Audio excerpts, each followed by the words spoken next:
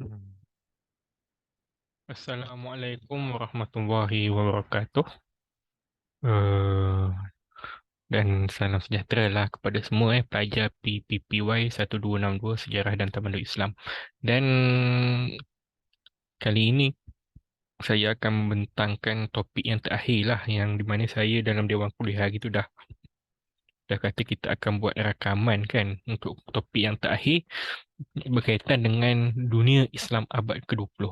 Jadi kita nak tahulah dengan lebih lanjut bagaimana sosiopolitik suasana dunia Islam abad 20 ketika itu, yang dengan kemarahan kuasa imperialis barat, penjajahan mereka ke atas negara-negara Islam, khususnya di kawasan Timur Tengah. Jadi kita akan tengok dalam kuliah hari ini.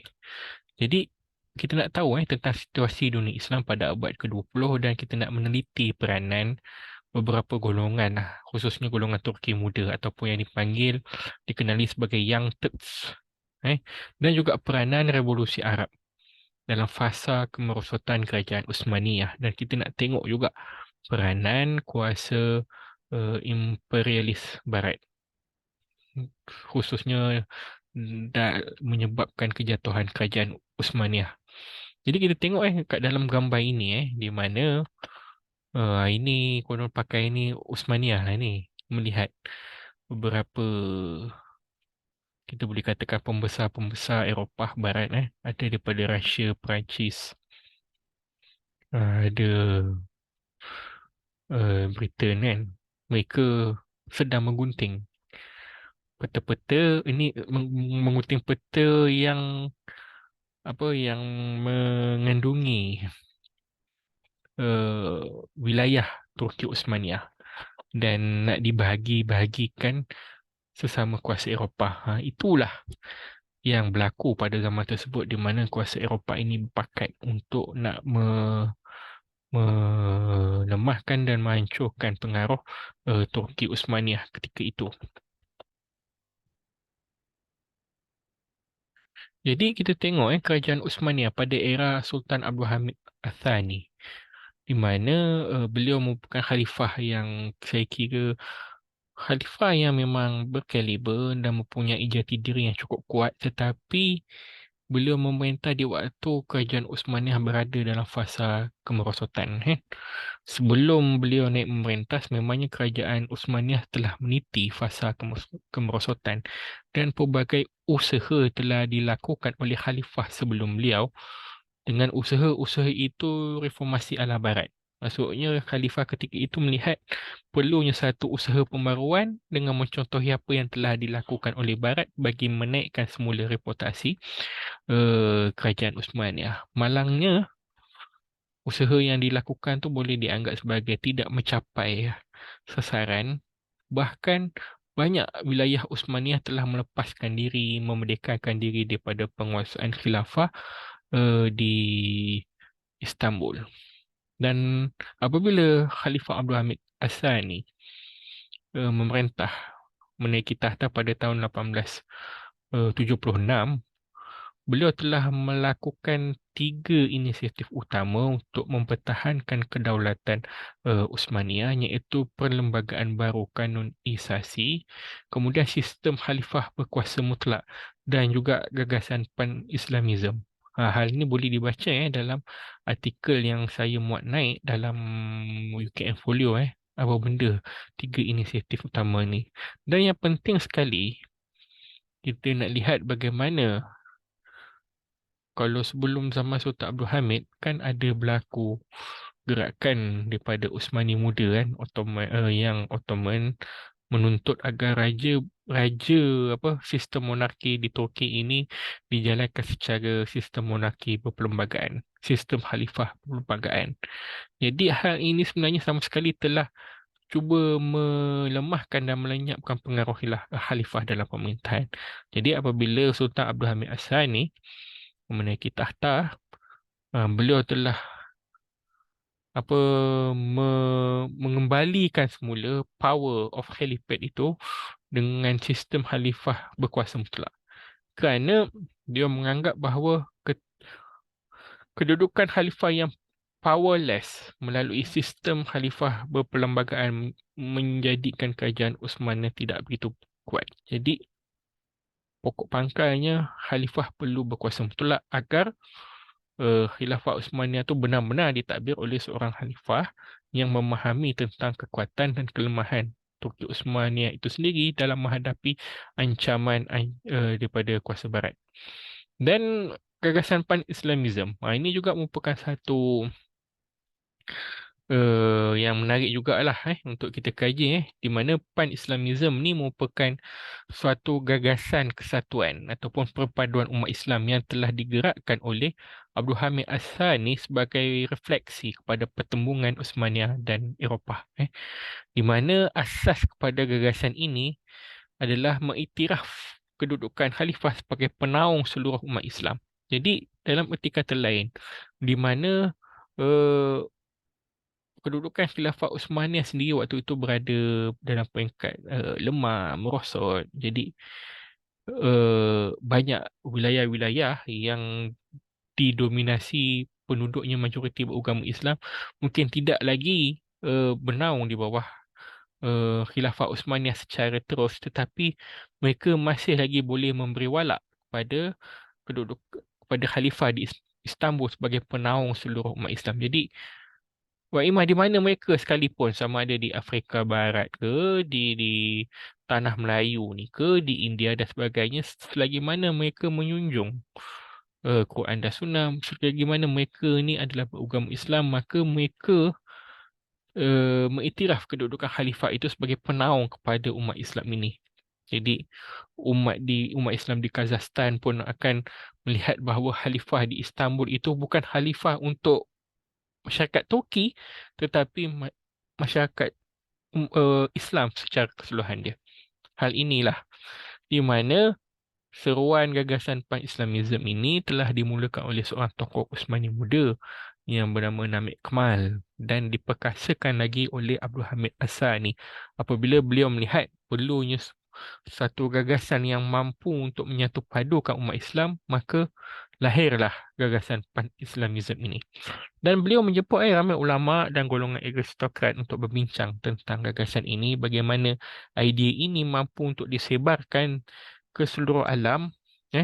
Jadi antara tokoh-tokoh yang menyambut kesahan tersebut adalah tokoh ulama di Mesir Muhammad Rashid Ridha dan juga Mustafa Kamil Pasha. Bahkan ulama Melayu turut ada yang menyokong tentang gagasan Pan-Islamism ini, antaranya Syekh Wan Ahmad Al-Fatani. Dan kalau kita lihat gagasan Pan-Islamism ini jugalah ada juga menjadi orang kata asbab kepada perjuangan tokoh-tokoh di tanah Melayu menentang British, seperti mana yang berlaku di Kelantan penentangan Tok Janggut menentang British di Kelantan juga dikatakan bahawa menyahut gagasan Pan-Islamism ini untuk memerangi bentuk penjajahan daripada Barat. Okey, jadi itu Pan-Islamism. Jadi ada juga pendekatan lain yang telah dilaksanakan oleh Abdul Hamid Athani bagi memperkukuhkan hubungan di antara dunia Islam, khususnya di kawasan Timur Tengah ini, dengan projek pembangunan. Apa dia? Projek kereta api Hijaz ataupun Hijaz Railways, yang merupakan manifestasi untuk menjayakan gagasan Pan-Islamism ini bagi mendekatkan dunia Islam melalui sistem perhubungan. Jadi kerajaan Turki Uthmaniyah waktu itu telah bekerjasama dengan syarikat dari Jerman untuk membangunkan perjalanan kereta api, landasan kereta api dari kota Dimashq ke Haramain, ke Madinah dan Mekah. Jadi senang orang daripada kawasan Syam nak pergi nak pergi haji misalnya kan. Senang naik kereta api je. Dan landasan kereta api ini didanai oleh derma dan wakaf daripada umat Islam lah. Dan ada matlamat di sebalik projek railway Hijaz Railways ini. Antaranya untuk menghubungkan wilayah kerajaan Uthmaniyah yang jauh daripada Istanbul dan nak memastikan wilayah-wilayah ini sentiasa kekal dalam kerajaan Uthmaniyah. Jadi pembangunan menjadi satu mekanisme untuk nak memperkukuhkan kedudukan kerajaan Uthmaniyah di wilayah-wilayah yang berada di luar Istanbul. Dan untuk menentang pencerobohan, jadi landasan kereta api ini bukan saja digunakan untuk penumpang ataupun untuk jemaah haji, untuk hantar barang-barang dagangan, bahkan digunakan juga untuk menghantar tentera. Sekiranya di satu-satu tempat itu berlaku pencerobohan ataupun pemberontakan dan sebagainya, maka tentera-tentera boleh dihantar menggunakan landasan kereta api lah. Jadi cepat sikit lah tentera tu sampai untuk memerangi pencerobohan yang berlaku.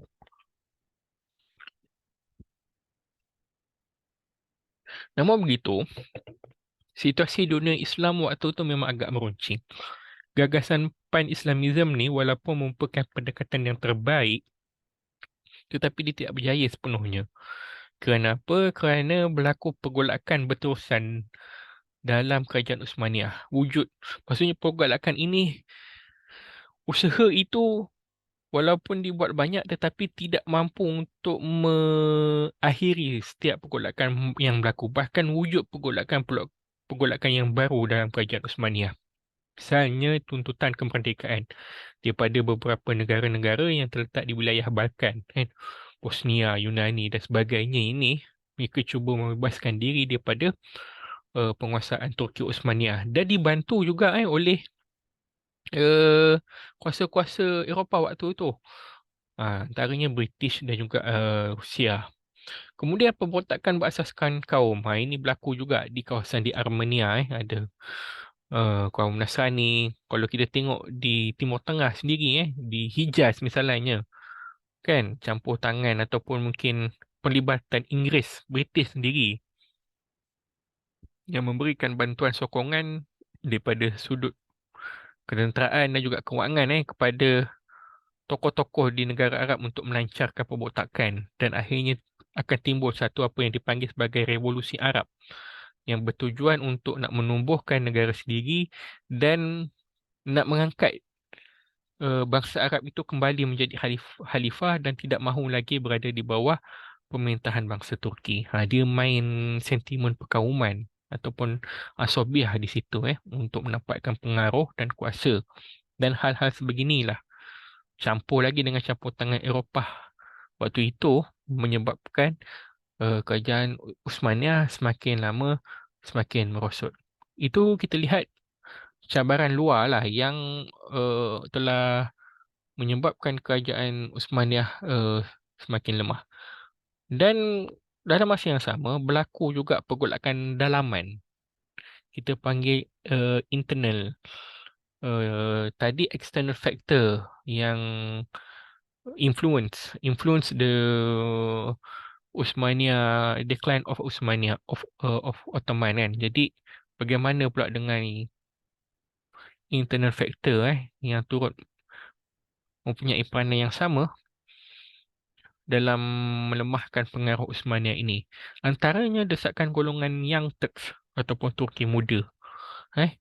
Agar sistem khalifah secara berperlembagaan ni dikembalikan semula. Sebab tadi kita kan dah tengok Sultan Abdul Hamid Sani dia kata apa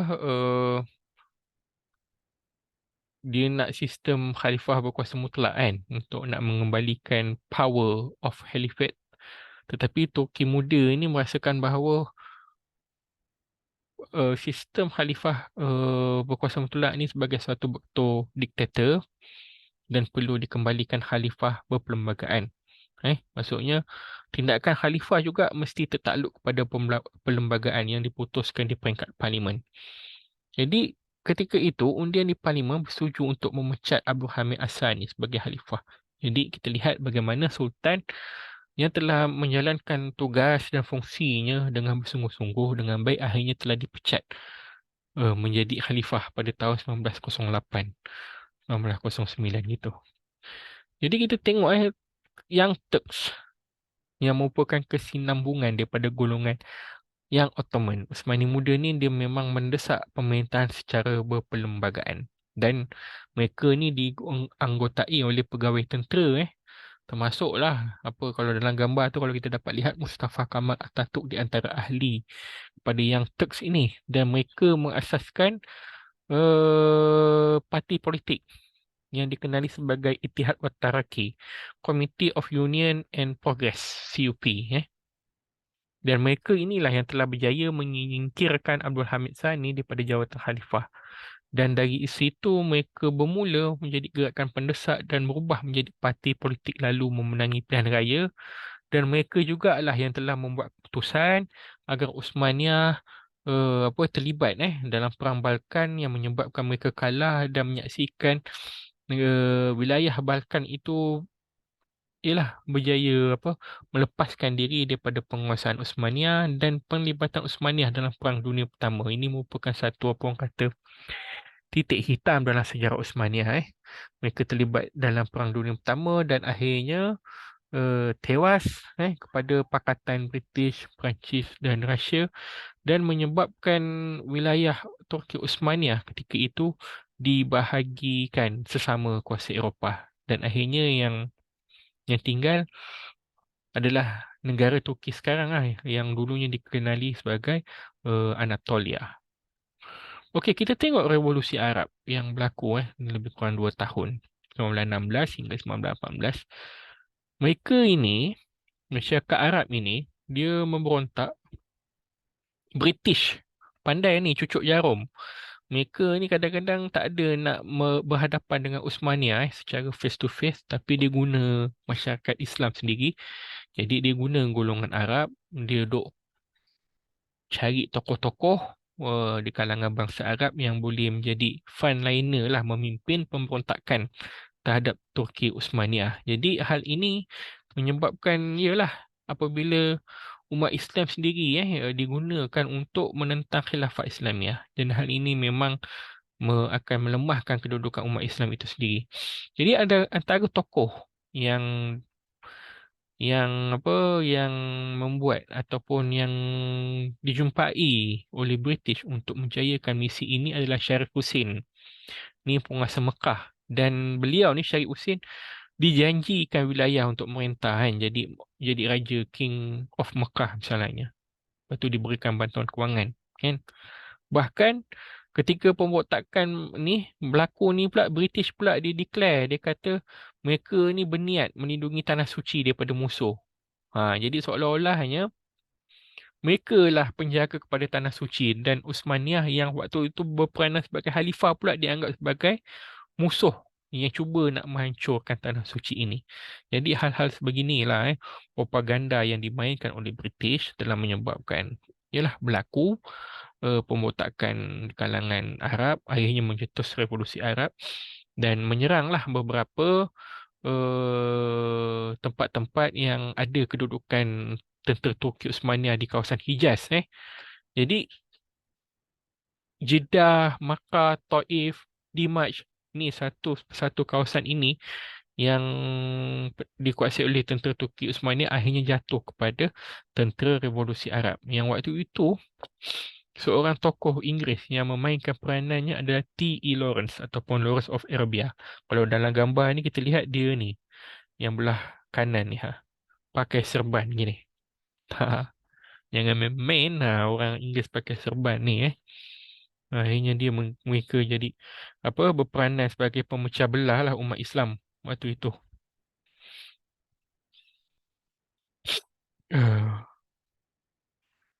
Okey, jadi kita tengok peranan kuasa barat kat sini British apabila mereka berjaya menewaskan Turki Uthmaniyah dalam Perang Dunia Pertama dan mereka sesama mereka lah khususnya British, Perancis dan Rusia ni dia membuat pakatan dan perjanjian sulit bagi memecah belahkan wilayah Uthmaniyah. Jadi wilayah Uthmaniyah yang besar-besar ni okey kawasan ni kau ambil, kawasan ni kau ambil, kawasan ni kau ambil.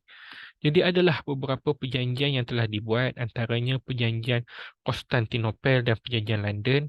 Tetapi ada satu perjanjian 1916 iaitu Sykes-Picot Agreement di antara British dan Perancis. Ini merupakan satu perjanjian yang popular yang uh, telah memecahkan dunia Arab, Timur Tengah khususnya kepada dua pengaruh, iaitu zon A. Zon A di sini yang warna biru ini, iaitu Syria, Lebanon dan utara Iraq ni berada di bawah pengaruh Perancis. Dan zon B, Iraq dan Jordan, Transjordan ini berada di bawah pengaruh British. Dan zon antarabangsa adalah Daulah Palestin. Dan sebenarnya perjanjian Sykes-Picot ini juga adalah apabila meletakkan Palestin dalam kawasan zon antarabangsa, telah membuka ruang kepada golongan Yahudi untuk datang ke Palestin. Ini mereka datang buat penempatan haram, merampas tanah-tanah masyarakat Arab yang menjadi penduduk di Palestin, buat penempatan sendiri. Dan akhirnya apa yang kita tengok saksikan inilah. Kita saksikan sendiri apa yang berlaku di Palestin sekarang ini adalah hasil daripada perjanjian Sykes-Picot di antara kedua-dua pihak ini. Jadi kita tengok, dah lah perjanjian Sykes-Picot tu satu. Ada pula deklarasi Balfour setahun kemudian pada 1917 yang mengesahkan lagi apa orang kata kedudukan, kononnya hak kepada kaum Yahudi untuk menjadikan Palestin ini sebagai dia punya national home.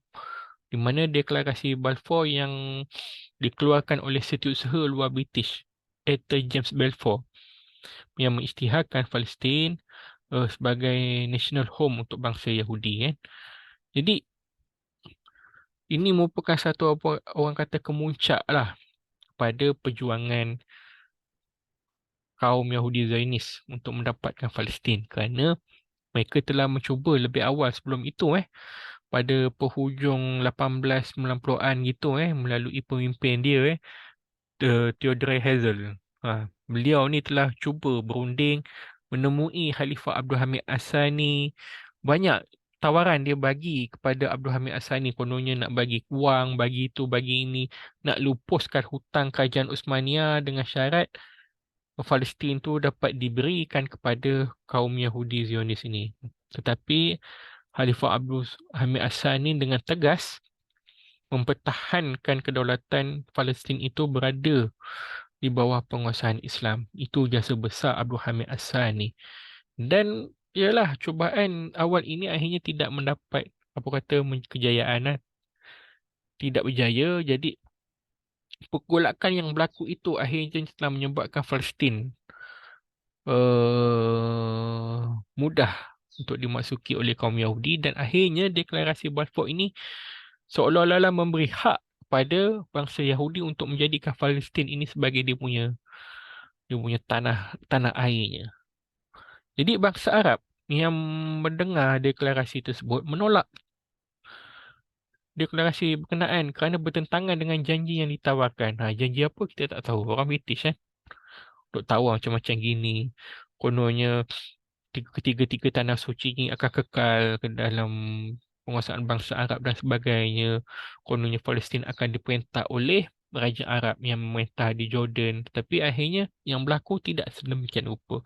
Dan hal ini mencetuskan penentangan di kalangan bangsa Arab, tetapi berjaya dipatahkan. Jadi kita lihat, kalau kita tengok dalam gambar sebelah ni ni Balfour ni.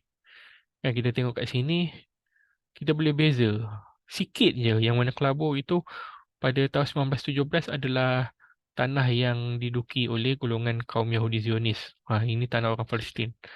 1948 besar ini.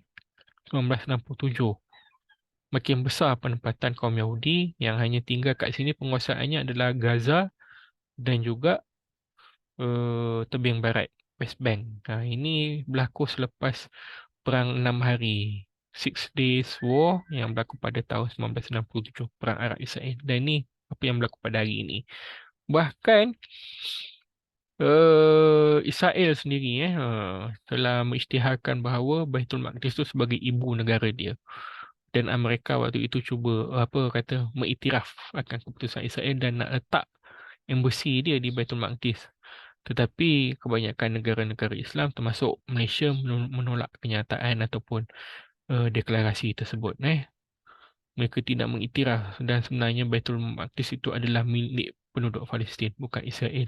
Dan hal-hal sebeginilah yang berlaku menjadi polemik sehingga ke hari ini. Banyak plan ataupun ialah perancangan sama ada ialah siapa yang patut memerintah, apakah perlu kepada apa orang kata two state solution, penyelesaian apa satu tanah dua negara. Maksudnya dalam ada dua kuasa yang memerintah dalam satu negara. Apakah itu dianggap sebagai satu penyelesaian win-win situation untuk kedua-dua pihak, wallahu alam.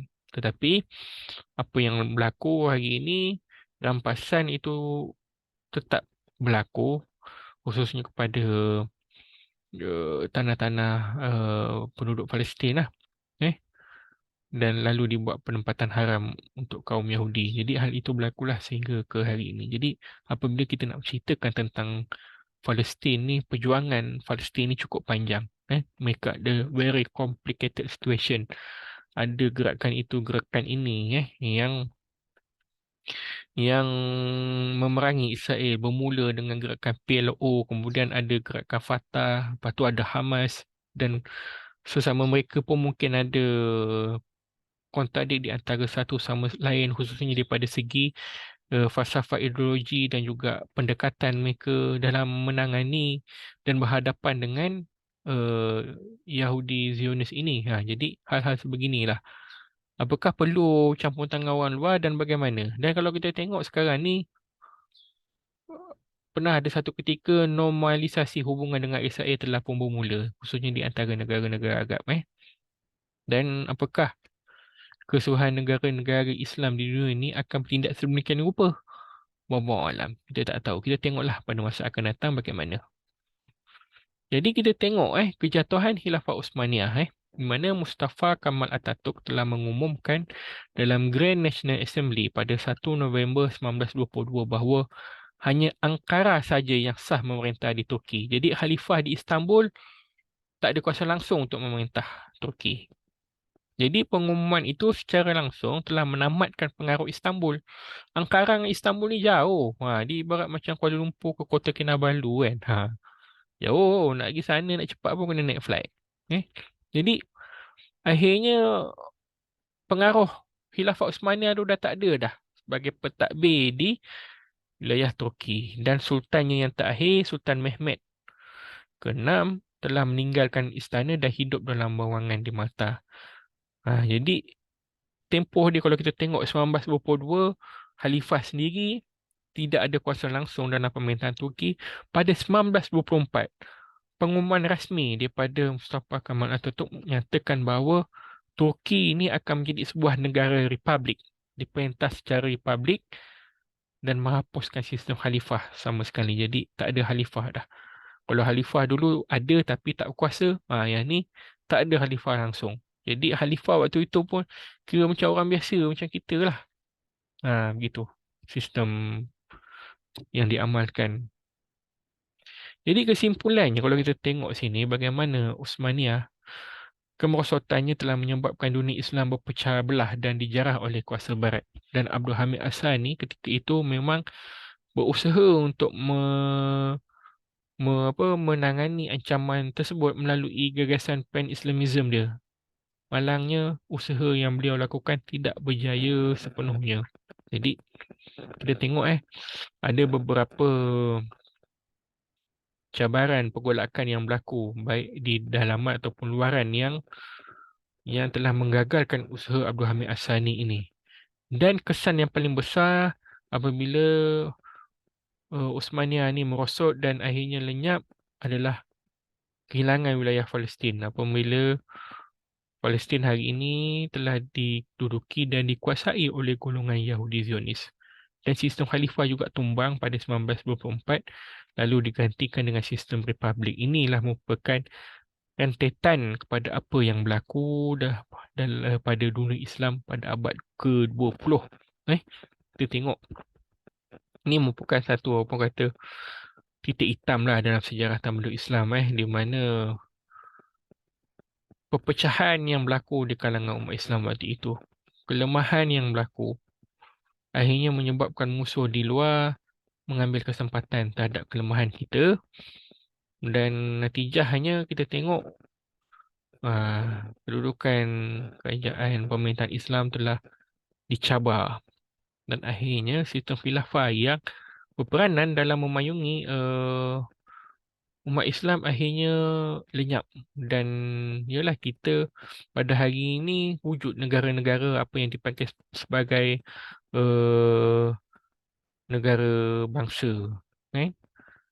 Orang panggil apa, nation state ke apa kan, negara bangsa, bangsa itu bangsa ni. Dan kalau contoh macam negara bangsa Arab, pecah pula, ada negara Arab tu Arab Mesir, Arab Syria, Arab Jordan, Arab itu, Arab ini, Arab Saudi kan. Jadi dia tidak lagi semua tu duduk di bawah sistem khilafah, tapi dipecah-pecah menjadi sebuah negara, negara yang kononnya ada hak dan kedaulatan masing-masing. Dan hal-hal sebeginilah eh, sebenarnya pada pandangan saya telah menyebabkan kedudukan umat Islam tu walaupun kelihatan ramai tetapi tidak kuat apabila kita tidak bersatu dalam satu-satu isu. Misalnya isu Palestin sendiri, kita sendiri berbeza pandangan dan tidak bersatu untuk menangani isu Palestin ni dengan sebaik mungkin. Baiklah, itu saja kuliah kita pada hari ini, rakaman kuliah untuk topik terakhir Dunia Islam Abad 20. Jadi saya harap semua jelas dan boleh mendengar dan menonton kuliah ini. Dan saya juga menyuruh untuk kepada semua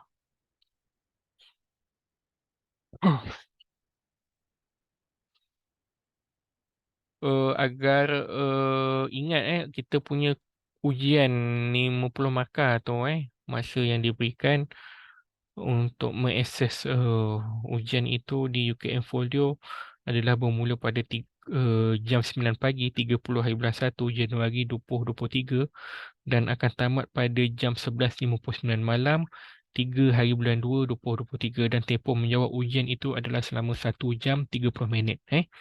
Jadi saya harap semua dapat berikan perhatian terhadap ni. Jadi tidak ada ujian ulangan. Siapa yang terlepas, saya anggap dia tidak menjawab. Jadi kosong markah. Ini warning lah daripada saya agar semua take note dan ambil berat tentang hal ini.